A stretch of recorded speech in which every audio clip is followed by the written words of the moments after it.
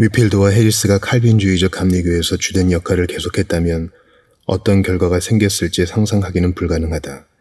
분명한 사실들은 1748년 아메리카에서 돌아온 지 2달이 못 되어 위필드는 칼빈주의적 감리교와 공식적인 관계를 끝내기로 했다는 것과 이 결심은 점차적으로 이행되었고 인생의 마지막 20년 동안에 그는 새로운 위치를 갖게 되었다는 것이다. 루크 티어맨 목사, 조지 위필드의 일생, 1877년. 위필드라는 이름은 사라지게 하라. 버뮤다에 도착한 위필드는 열렬한 환영을 받았으며 사람들은 곧 그에게 설교를 요청했다. 그 요청에 따라 그는 2번 설교를 했으며 그곳 총독과 저녁 식사를 한 후에는 그 섬의 의회와 고관들이 모인 앞에서 또 한 번 설교했다. 그 뒤로도 그는 교회들과 집회소와 가정과 또 야외에서 하루에 2번씩 또는 3번씩 설교를 계속했다. 그는 마을들뿐만 아니라 사람이 살지 않는 곳에서도 설교했으며 이런 행적들을 통해 또다시 하나님의 임재와 그 능력을 증거했다. 버뮤다에 있는 동안에도 그는 즉시 영국으로 돌아오기를 촉구하는 편지를 받았다. 위필드의 감리교는 존 캐닉을 이름으로 말미암아 큰 손실을 당한 데다가 최근에는 똑똑한 젊은 설교자 윌리엄 컨모어마저도 300여 명의 사람들을 데리고 장막을 떠나 가까운 곳에 독자적인 공동체를 세웠다. 호웰 해리스는 위필드가 주장한 대의에 지도권을 주었으나 그가 낼 수 있는 시간에는 한계가 있었고 그래서 그를 비롯한 장막의 직분자들은 가장 빨리 탈 수 있는 배편으로 속히 영국으로 돌아와야 한다고 위필드에게 강력하게 촉구한 것이다. 그런데 그들의 주장대로 버뮤다에서 곧장 영국으로 간다는 것은 위필드 부인 혼자 아메리카에 남겨진다는 의미였다. 하지만 그녀는 결코 남편의 일에 방해가 되지 않겠다는 사실에 남편과 동의한 바가 있으므로 그는 아내를 아메리카에 남겨둔 채 영국으로 가는 배에 올랐다. 그는 휴식을 취해야 한다는 의사의 명령을 지킬 생각으로 버뮤다에 왔으나 그곳에 머무는 2달 동안 그는 줄곧 설교로 시간을 보냈다. 그리고 그는 고국으로 돌아가는 동안에도 배 안에서 복음을 전하게 될 것을 예상하고 오 하나님께서 나와 함께 항해하는 사람들의 영혼을 모두 내게 주시기를 이라고 기도했다. 위필드는 4년 동안 영국을 떠나 있었다. 그를 따르던 사람들은 그가 돌아오기를 고대하고 있었고 런던에 돌아온 그는 수많은 인파의 환영을 받았다. 그들은 살아있는 그의 모습을 본다는 데서 특별한 기쁨을 느꼈다. 왜냐하면 그가 아메리카에서 오랫동안 병을 앓고 있다는 소식에 뒤이어 그가 죽었다는 보고가 있었기 때문이다. 예를 들어 젠틀맨스 매거진 최근호의 부음날에는 유명한 순회 설교자이며 감리교의 창시자 조지 위필드라고 그의 이름이 실렸고 그와 신문들도 그와 비슷한 기사를 실었었다. 장막의 일은 즉시 활기를 되찾았다. 흥분했으나 경건한 태도를 잃지 않는 회중들이 예배 때마다 차고 넘쳤고 위필드의 야외 설교장인 무어필지에도 거대한 군중들이 모여들었다. 그는 글로스터와 브리스톨을 방문했고 2곳 모두에서 열렬한 환호를 받았다. 그러는 한편 위필드는 이제 과연 어떤 진로를 택해야 할지 깊이 생각하지 않으면 안 되었다. 그 한 가지 이유로 그는 자신의 생활의 균형이 아메리카 쪽으로 크게 기울어져 있으며 따라서 영국에는 자기 시간의 일부밖에 할애할 수 없음을 알고 있었기 때문이다. 게다가 위필드는 다시는 싸움에 말려들지 않기로 결심한 바 있었다. 1741년에서 1744년까지 영국에 있는 동안 그는 웨슬리로 하여금 화해하는 태도를 갖게 만들긴 했지만 그가 여전히 라이벌 의식을 갖고 있음을 느꼈었다. 파운더리와 장막 사람들 사이에도 그런 라이벌 의식이 있었는데 이는 장막 측 사람들이 위필드의 사역이 다시 한번 융성해지기를 바라고 있다는 데에서 확인이 드러났다. 그것을 기화로 그들은 자신들이 웨슬리와 그 추종자들에게 승리했다고 주장할 작정을 하고 있었던 것이다. 그러나 위필드는 하나님의 백성들 사이에 그런 경쟁 심리가 있다는 것을 지극히 개탄하면서 그런 상황을 극복해보리라 결심했다. 먼저 그는 알미니안적 감리교와 칼빈주의적 감리교가 연합할 수 있다면 많은 어려움을 피할 수 있을 것이라고 생각했다. 그는 호웰 해리스에게 이 이야기를 꺼내보았으나 호응을 받지 못했다. 해리스는 그렇게 되지는 않을 겁니다. 양쪽 어느 편도 웨슬리 씨나 위필드 씨 등 상대편의 우두머리에게 복종할 수 없을 테니까요. 라고 말했다. 그때 유언 웨슬리는 런던에 없었으므로 위필드는 그의 형제 찰스와 이 일을 의논했다. 그때 찰스는 상당히 성숙해 있었고 신학적 견해도 많이 변해 있어서 어떤 설교자들은 그가 예종론에 관해서와 또 완전함에 대한 가르침에 반대하는 것에서 위필드의 견해에 동의했다고 유언에게 알려줄 정도였다. 찰스가 그 가르침 각각에 대해 원숙한 견해를 갖게 되었고 또 위필드의 입장에 전보다 훨씬 더 가까워진 것은 사실이지만 위와 같은 보고는 과장된 것이었다. 오랜만에 서로 만난 찰스와 위필드는 따뜻하고 달콤한 우정을 나누었으며 찰스는 기꺼이 위필드와 좀 더 긴밀히 협력할 용의가 있다고 말했다. 위필드는 요한 웨슬리에게도 편지를 썼다. 그 내용의 일부를 소개하면 다음과 같다. 경애하고 친애하는 웨슬리 목사님께 런던에서 당신을 만날 수가 없어서 실망했습니다. 당신은 연합에 대해서 어떻게 생각하십니까? 저는 외적인 연합이 실행 불가능할까 두렵습니다. 당신의 설교를 볼 때 저는 우리가 원칙에 있어서 생각보다 많이 다르다는 것을 알게 됩니다. 저는 아메리카 사역에 애정을 갖고 있으므로 제가 영국에서 머무는 시간은 그리 길지 않을 것입니다. 저는 당신이 잊지 않고 저를 위해 기도해 주기를 소망합니다. 저도 당신을 늘 기억하고 있습니다. 경애하고 친애하는 웨슬리 목사님, 그리스도 예수 안에서 지극한 애정을 보내며 GW. 다음으로 위필드와 해리스는 이 문제를 소개하기 위해 회의를 갖기로 했다. 참석한 사람은 요한 웨슬리와 찰스 웨슬리, 위필드와 해리스였다. 해리스는 이 일에 대해 이렇게 말한다. 우리는 쟁점이 되는 문제에 관해 마음을 열고 이야기했으며 논쟁적인 방법을 지향하여 가능한 한 상대방의 표현을 채택하고 각자 포기할 수 있는 것을 모두 포기함으로써 연합에 이를 가능성이 있다는 것을 알게 되었다. 사랑의 법이 더 이상 파괴되는 것을 방지하기 위해 그런 규정을 세우자는 데 의견의 일치를 보았다. 나는 그 JW가 우두머리가 되고 싶어서 한 분당을 만들지 않을까 하는 두려움을 표시했다. 위필드 씨는 그가 감리교라는 이름을 그 혼자만 독점적으로 사용하는 것에 반대 의사를 표명했다. 그러나 위필드는 이렇게 협력 분위기가 증대됨에도 불구하고 감리교의 두 분파가 연합할 가능성은 거의 없다는 것을 인지하고 있었다. 양측 사람들 사이에는 깊은 적대감이 있었으며 또한 호엘 해리스와 헌팅든 부인의 말처럼 행정적 수완이 뛰어난 요한 웨슬리는 첫째가 아니고는 만족하지 않으리라는 것을 위필드는 잘 알고 있었다. 그래서 위필드는 참으로 큰 자기 희생적 결단을 내리기에 이르렀다. 그는 칼빈주의적 감리교의 수장 지위를 포기하기로 결정했으며 자신의 공동체와 따뜻한 우애 관계는 유지하되 한 운동으로서의 그들을 이끄는 일은 더 이상 하지 않기로 했다. 더 나아가 그는 장막의 목사로 봉사할 사람을 물색하고자 했으며 장막의 일은 그 주요 직분자들이 관할하게 했다. 이렇게 함으로써 그는 아무런 속박이나 조직치에 대한 책임감 없이 자유롭게 복음을 설교할 수 있게 되고자 했으며 그가 말한 것처럼 단순히 모든 사람의 종이 되고자 했다. 그리고 이렇게 함으로써 그는 감리교 운동이 분쟁을 면하게 하며 요한 웨슬리로 하여금 감리교의 단일 수장이 되게 하고자 했다. 그리고 나서 위필드는 호엘 해리스에게 장막의 목회자직을 맡아줄 것을 요청했다. 그러나 해리스는 이를 거절했다. 위필드는 다른 세 사람이 연합하여 그 일을 해줄 것을 제의했으나 이 제의 역시 받아들여지지 않았다. 장막 사람들은 위필드 자신 외에는 어느 누구도 자신들의 목사로 받아들이지 않을 것이 확실했다. 이리하여 그는 결국 그 일을 맡기로 했다. 그러나 그는 어느 누구에게도 칼빈주의적 감리교 연합의 의장직을 맡게끔 하려 하지는 않았으며 따라서 여러 공동체들이 계속 존속하기는 했으나 결국 그 연합회는 소멸되어 가기 시작했다. 위필드를 따르는 사람들은 그가 자기 주의를 그렇게 포기하는 것을 강력히 반대했다. 그들은 그가 아메리카에 가고 없는 4년 세월을 견뎌왔으며 이제 그가 고국에 돌아온 지금 그들은 그가 사역을 계속하면서 새로운 승리를 거둬들이는 것을 보기 원하였다. 그러나 그의 단호한 의사 표명에 그들의 소망은 물거품이 되었다. 몇몇 사람들은 그렇게 함으로써 그가 명성을 잃을 것이며 마침내 후세대에게 잊혀지는 존재가 될 것이라고 주장했다. 그러자 그는 이렇게 답변했다. 위필드라는 이름은 사라지게 하고 그리스도께서 영광 받으시게 하라. 내 이름은 모든 곳에서 죽어 없어지게 하고 내 친구들마저도 나를 잊게 하라. 그렇게 함으로써 복되신 예수의 대의가 진작될 수 있다면. 그러나 도대체 칼빈은 무엇이고 루터는 무엇인가? 이름과 분당, 그 이상의 것을 보자. 예수님으로 우리의 모든 것을 삼자. 그리하여 그분이 전파되도록 하자. 나는 누가 제일 윗자리에 있는가에는 관심이 없다. 나는 내 자리를 안다. 설령 그것이 모든 사람의 종이 되는 자리일지라도. 나는 내 명성을 깨끗하게 지워버릴 심판날이 올 때까지 만족하며 기다린다. 그리고 내가 죽은 뒤 묘비에는 여기 GW 눕다. 그가 어떤 사람이었는지는 위대한 심판날이 밝혀줄 것이다. 라는 말 외에는 쓰지 말라.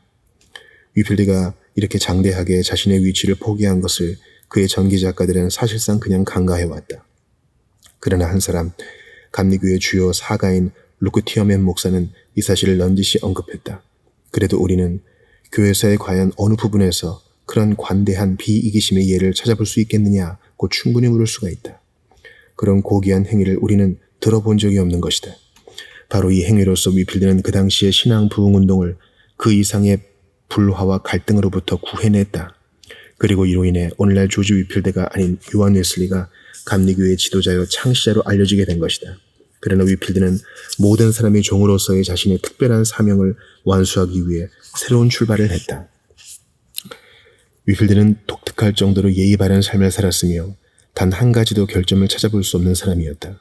그래서 이 겸손한 감리교 복음 전도자의 타고난 우아함은 요람에서부터 예절을 배운 귀족들과 조신들에 비해 더하면 더했지 못하지는 않았다.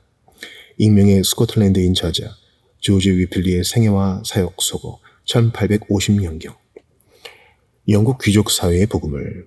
18세기 영국의 귀족들은 복음에 이끌릴 것 같지 않은 사람들이었다. 대부분 귀족들의 삶은 불경건함으로 특징지어졌다. 그러면서도 그들은 상류 사회의 예절과 평민들에 대한 공인된 우월권을 유지하는 일을 둘 다 중요시했다.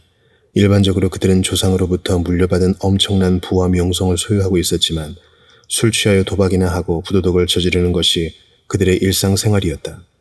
하지만 어느 계층에서나 마찬가지로 이 명성 있는 엘리트들 중에도 생활 방식이 다른 사람들이 물론 있었다. 이 점에서 특히 두드러져 보이는 사람이 헌팅든 백작 부인이었다. 헌팅든 부인은 어릴 때부터 동년배들이 즐기는 추잡한 쾌락과는 거리가 먼 생활을 했으며 자기 의가 자신에게 구원을 가져다 줄 것이라 믿으며 살았다. 그러나 이런 확신은 그녀가 병상에 누워있을 때 사라졌다. 병상에 누워 자신의 곰핍함을 절실하게 느낀 그녀는 하나님을 부르며 주님 믿습니다. 제 믿음 없음을 도와주십시오 라고 외쳤다. 이리하여 그녀는 예수 그리스도께 자신을 맡겼고 구원을 완전히 확신하게 되었다. 헌팅든 경과 헌팅든 부인은 위필드가 사역을 시작할 때부터 그의 집회에 참석했다. 그러나 헌팅든 경은 그 후 곧 세상을 떠났으며 그가 죽자 헌팅든 부인은 하나님의 일에 더욱 새롭고도 깊게 헌신하였다. 그녀는 진실하게 성경을 공부하는 자여 믿음으로 기도하는 여인이 되었다. 위필드는 비록 칼빈주의적 감리교의 지도자직을 포기했으나 이제 그에게는 또 다른 문이 열렸다. 먼저 헌팅든 부인이 그를 자신의 예배당 목사 중에 하나로 지명함으로써 그의 사역을 받아들인다는 것과 그의 교리적 입장에 동의한다는 뜻을 표명했다. 그런 다음 그녀는 자신의 집에 초청한 일단의 귀족들에게 설교를 해줄 것을 그에게 요청했다. 그 일은 상당한 부담이 되는 일임에도 불구하고 그는 이를 승낙하였고 청중들은 그의 설교를 거듭하여 듣고 싶어 할 정도로 그에게 호응을 보내왔다. 이에 부응하여 헌팅든 부인은 그가 일주일에 2번씩 자신의 집에서 설교할 수 있는 자리를 마련하였고 그리하여 그녀의 거실은 호화로운 보석으로 치장하고 짙은 향수 냄새를 풍기며 우아하게 차려입은 이 귀족들로 계속 차고 넘치게 되었다. 이 청중들의 존재는 오늘날의 독자들에게 별 의미가 없을지도 모르지만 이 일에서 위필드가 어떤 부담을 안고 있었는지 알기 위해서는 그들의 존재와 또 그들이 어느 정도 수준의 믿음에 도달했는지에 주목해야 한다. 이 모임에 참석했던 귀족들의 면면을 일부만 살펴보기로 하자. 조지 1세의 공장에서 오랫동안 손꼽히는 미모를 자랑했던 화니 셜리 부인, 아질 공작 부인, 베티 캠벨 부인, 페러스 부인, 소피아 토마스 부인, 말보로 대공의 딸 몬테규 공작 부인, 카디건 부인, 링컨 부인, 보스코웬 부인, 피트 부인, 리치양, 피츠 월터 부인, 캐롤라인 피터쉔 부인, 클레런던 백작의 딸로서 뛰어난 미모와 위트, 그리고 교황과 조나단 스위프트와 대수도 원장이 칭찬한 그 쾌활함으로 유명한 퀸즈베리 공작 부인, 맨체스터 공작 부인, 할리팩스 후작의 딸 타네트 부인, 세인트 요한 부인, 시인 센스톤의 친구이자 그와 서신 교환을 하는 럭스보로 부인, 몬슨 부인, 위대한 정치가의 아내로 위트가 많고 쾌활한 기질의 로킹햄 부인, 엄청난 부의 소유자 존 저메인 경을 남편으로 둔 베티 저메인 부인, 앵카스도 공작 미망인 엘레노어 버티 부인, 역시 미망인인 힌드포드 부인, 서머셋 공작 부인, 체스터필드 부인의 자매인 델리즈 백작 부인, 몬테규 공작의 손녀인 힌친 브로크 부인, 샤우버스 부인.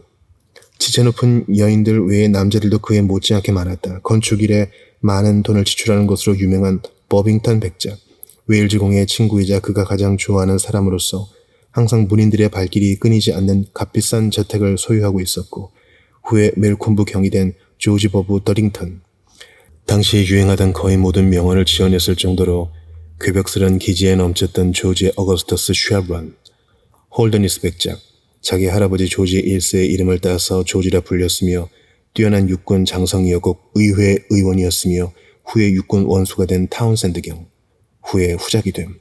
버크가 하원의 즐거움이요 장식품이고 자신이 참석하는 모든 개인적 모임을 매력있게 만들어주는 인물이라 묘사했던 찰스 타운센드, 볼링브로크 경의 이복 형제 세인트 요한 경, 에버딘 백작, 로드데일 백작, 프러시아 왕에게 파견됐던 특별 대사 힌드포드 백작, 스코틀랜드의 국무 대신 트위즈데일 후작, 웨일즈 공 프레드릭의 대신 리틀톤 경, 초대 체이덤 백작인 뛰어난 인물 윌리엄 피트, 국가재정위원회 위원장 노스 경, 킹스턴 공작인 에블린, 트레덤 자작, 마치 백작, 헤딩턴 백작, 보리우 백작, 휴움 남작, 해군 대신이자 국무 대신으로서 곧 스페인 법정의 대사로 파송된 샌드위치 백작, 체스터필드 백작, 그리고 뛰어난 능력의 소유자로서 정치가요, 철학자요, 불신자였던 볼링브로크 경. 영국 역사에서 일개 복음 전도자가 이렇게 유명하고 까다롭고 비판적인 청중들 앞에 선 경우는 드물다. 위필드는 위대한 인물에게 복음을 전하여 그들을 예수 그리스도께로 인도한다는 것이 얼마나 어려운 일인지 알고 있기에 나는 두렵고 떨리는 마음으로 그들 앞에 섰다. 그러나 하나님의 은혜는 나에게 충분하게 임했다고 증거했다. 자기 자신은 약하지만 하나님께로부터 보냄받은 자로서 그분의 대사로서 선다는 확신을 갖고 강하고 담대하게 그 무리들 앞으로 나서는 그의 모습이 눈에 보이는 듯하다. 그는 그 무리들이 영적으로는 매우 궁핍한 자들임을, 즉 물질적으로는 부자이지만 그들 중에는 죄의 습관에 묶여있는 자들이 많고 또 노쇠한 탓에 이 세상의 시간의 구속을 떠나 영혼으로 들어갈 사람들도 있다는 것을 잘 알고 있었다. 그가 큰 기쁨의 좋은 소식, 곧 예수 그리스도의 복음을 선포할 때 그의 입에서는 사람의 마음을 감동시키는 사랑과 긍휼의 말들이 쏟아져 나왔다. 그는 먼저 이 지적인 사람들의 마음에 가닿는 메시지를 전하여 준 후 그 단계에서 기본적 진리 몇 가지를 알려주어서 정서적인 감동을 일으키고 그 다음에 그들의 의지를 움직이고자 하는 계획을 세웠다. 볼링브로크 경은 처음 그의 설교를 듣고 나서 그에게 다가와서는 그가 인간에게 있는 거룩한 속성을 아주 올바르게 다루었다고 말했다. 그리고 그는 헌팅든 부인에게 보내는 편지에서 이렇게 말했다. 위필드 씨는 이 시대의 가장 특별한 사람이요. 그는 내가 아는 그 어느 누구보다도 더 위풍당당한 웅변수를 가졌어. 그의 능력은 정말 상당하오. 그 누구도 억제시키지 못할 그의 열심과 그의 경건, 그리고 순전한 그 탁월성이라니. 그 자신도 유명한 웅변가였던 체스터필드 백작도 이렇게 말했다. 위필드 씨의 웅변술에는 경쟁자가 없다. 그리고 그의 열심은 고갈될 줄 모른다. 그의 웅변술과 그 열심 모두에 경탄하지 않는다는 것은 전혀 신미안이 없다는 뜻일 것이다. 당대의 가장 위력 있는 의회위원 중 하나였던 베스 백작은 위필드의 설교를 처음 듣고 나서 크게 감동이 되어 그에게로 와서는 그를 한번 방문하겠느라고 약속했다. 약속대로 그를 만난 후 백작은 헌팅든 부인의 집에서 정기적으로 열리는 집회의 한 멤버가 되었다. 비슷한 경우로 세인트 요한 경도 위필드의 설교를 듣고 신자가 되었다. 그러나 그는 그 후 곧 세상을 떠났으며 그가 승리하는 죽음을 맞은 후 헌팅든 부인은 위필드에게 보내는 편지에서 이렇게 말했다. 좋으신 분, 이 사람은 위대하신 주수꾼이 우리나라의 귀족들 중에서 거두어들일 그 풍성한 수학의 첫 열매일 것이라고 저는 믿습니다. 위필드의 설교를 듣고 체스터필드 부인도 심령의 변화를 체험하여 삶이 변화되었다. 그녀는 공식적 활동을 하지 않는 당대의 가장 훌륭한 음악가 중의 한 사람으로서 핸델과 자르디니 같은 사람들을 친구로 두고 있었다. 하지만 그녀는 상류 사회와의 교분을 기꺼이 끊었으며 그리스도를 증거한 탓에 세상 사람들이 자신에게 가하는 비난을 기꺼이 감당하였다. 언젠가 왕궁에 나갔을 때 그녀는 체스터필드 경이 외국에서 가져다 준 드레스를 입고 나갔다. 그런데 왕이 그녀에게 다가와 말하기를 나는 그 옷을 누가 골라주었는지 알지. 위필드 씨 아니요. 그대가 1년 반이나 그를 돌봐주고 있다는 것을 들어서 알고 있어 라고 했다. 그러자 그녀는 네 그렇습니다. 그리고 저는 그분을 매우 좋아합니다 라고 대답했다. 왕이 그 말을 듣고 그냥 걸어나가 버렸지만 그녀는 더 이상 아무 말도 하려 하지 않았고 그녀의 왕궁 출입은 그것이 마지막이었다. 위필드의 영향력은 왕가에까지 미쳤는데 특히 웨일즈공 프레드릭의 그의 영향을 많이 받았다. 그러나 프레드릭은 복음의 영향 아래 있게 된 지 약 2년 만에 갑자기 세상을 떠나고 말았다. 헌팅든 부인은 그에 대해 이렇게 말했다. 그분은 볼링브로크 경과 자주 토론을 벌이곤 했는데 볼링브로크 경은 전하께서 급속히 감리교로 기울어지고 계시다고 생각했다. 전하께서 은밀히 위필드 씨를 찾아가 말씀을 들은 것도 한두 번이 아니었고 위필드 씨는 전하를 아주 반가워했다. 오늘날 그의 불가지론으로 잘 알려져 있는 데이비드 흉도 위필드의 청중 가운데 한 사람이었다. 흉은 말하기를 위필드 씨는 이제까지 내가 접해본 설교자 중에서 가장 재능 있는 설교자이다. 그의 설교는 정말 30km를 걸어가고서라도 들을 만한 가치가 있다고 했다. 그는 위필드가 어느 날의 설교를 끝맺지 말 지금의 모습을 이렇게 묘사한다. 그리고 나서 그는 죄악된 인간에 대한 구세주의 사랑을 자신은 어떻게 칭하는지 지극히 단순하면서도 박진감 있는 말로 설명하기 시작했다. 그러자 좌중은 눈물바다가 되었다.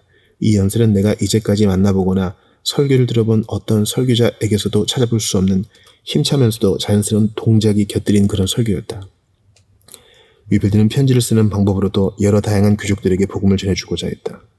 예를 들어 육군 장교인 레 경에게는 경이 예수 그리스도의 훌륭한 군병이 되기를 기원하는 것보다 더 큰 기원이 있을 수 있을까요? 예수 그리스도의 싸움에 참전한다는 것은 정말 복된 일입니다. 라고 써보냈다. 마찬가지로 베스경의 장인인 거물리 대령에게는 당신이 회심했다는 소식은 스코틀랜드의 여러 위대한 사람들의 귀에까지 들어왔습니다.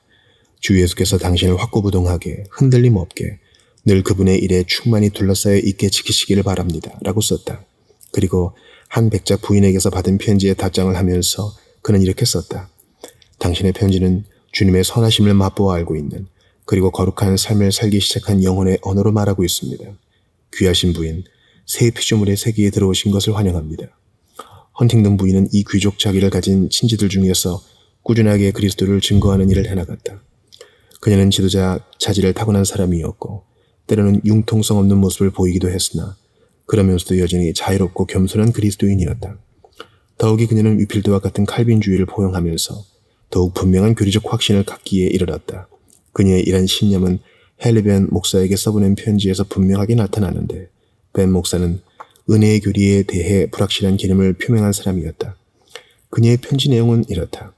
오 나의 친구여, 우리는 율법을 범한 죄값을 치를 수 없습니다. 우리 자신에게는 내적 거룩함이 없습니다. 주 예수만이 우리의 의 되시는 주님이십니다. 그 빈약한 본질, 그 더러운 누더기, 바리새적인 자존심이라는 그 곰팡내 나는 것에 매달리지 말고 자신의 백성들을 위해 완전한 의를 이루신 분을 바라보십시오. 적신의 비참한 모습으로 그리스도께 나아간다는 것은 사실 힘든 일일 것입니다. 그러나 그리스도께 나가려면 그런 모습으로 나가야 합니다. 그리스도가 오직 그리스도만이 하나님과 죄악된 인간 사이의 중보자가 되므로 거기에는 아무런 조건도 있을 수 없고 죄인과 구주 사이에 어떤 보잘것없는 행위가 있을 수도 없습니다. 믿음의 시선을 늘 주 예수 그리스도께로 향하십시오. 당신 마음의 모든 생각이 우리의 위대한 대제사장께 순종하려는 마음으로 사로잡히길 그분께 간절히 구하겠습니다.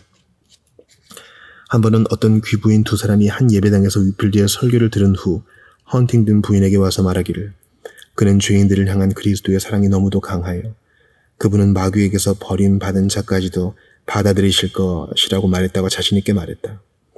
그 두 부인은 그 말이 정말 옳은지에 대해 의문을 표시했고 이에 헌팅든 부인은 그들을 위필드에게 데리고 가서 이 일에 대해 물었다. 그는 그 말은 사실이라고 답변한 후 계속하여 말하기를 설교 시간에 그 말을 하고 난 후 한 노부인이 자신을 찾아와 예배당 문 앞을 지나면서 그가 그리스도께서는 마귀에게서 버림받은 자도 받아들이실 것이라고 하는 말을 들었다고 하면서 내가 바로 그런 사람인데 그분께서 나도 받아들여 주시겠느냐고 물었다고 했다. 위필드는 당신이 기꺼이 그분께로 나오기만 하면 그렇게 하실 것이라고 대답했다고 했다. 그 노부인과 위필드의 대담은 노부인의 철저한 회심으로 끝이 났는데 헌팅든 부인은 그 후 그 가엾은 여인이 놀라울 정도로 정결한 삶을 살았으며 세상을 떠날 때에는 그리스도께서 자신의 검붉은 죄의 얼룩을 씻어 없애주셨다는 분명한 간증을 남겼음을 알게 되었다. 위필드의 사역은 킹스우드의 광부들과 아메리카의 노예들에게 아주 적합한 것이었지만 아메리카의 프랭클린이나 벨처, 영국의 볼링브로크나 체스터필드, 그리고 학식 있고 위험 있는 이 일단의 귀족들에게도 그에 못지않은 영향력을 끼쳤던 것이다.